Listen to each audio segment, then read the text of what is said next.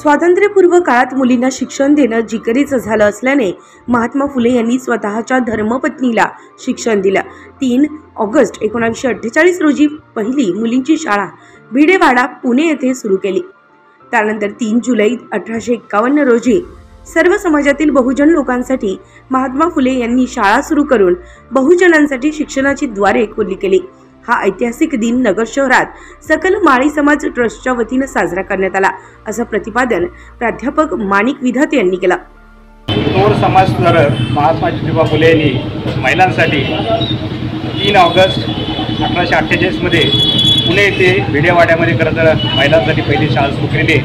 त्याचबरोबर 3 जुलै 1851 मध्ये खरं तर महात्मा फुलेंनी दुसरी शाळा या ठिकाणी चिपळूणकर वाडा पुणे येथे सुरू केलेली आहे। खरं तर त्या काळामध्ये महिलांना शिक्षण देणं फार जिकरीचं होतं।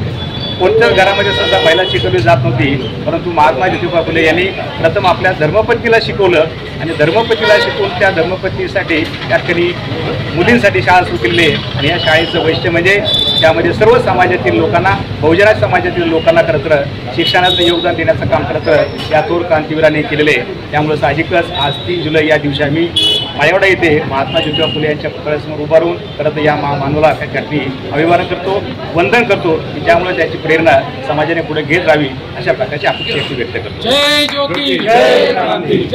3 जुलै 1851 रोजी थोर समाज सुधारक महात्मा फुले यांनी बहुजनांसाठी पहिली शाळा सुरू केली।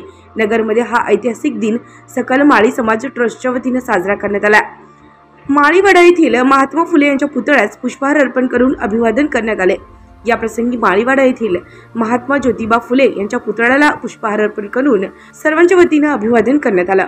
या प्रसंगी सकल माळी समाज ट्रस्टचे अध्यक्ष किशोर डागवाले, उपाध्यक्ष बाळासाहेब भुजबळ, माजी नगरसेवक बाळासाहेब बोराटे, प्राध्यापक माणिक विधाते, सचिव राजेंद्र पडोळे, कोर कमिटी सदस्य अनिल इवळे, अमोल भांबरकर, संजय गारुडकर, चंद्रकांत कुंड, रोहित पठारे, लवेश गोंधळे, मच्छिंद्र बनकर, भानुदास बनकर, सुधाकर कानडे, संजय कानडे, गणेश कोल्हे, भाऊसाहेब कोल्हे, पुंडलिक गदादे, रमेश रडे, बाळासाहेब इवळे, रोहिणी बनकर आदी उपस्थित होते।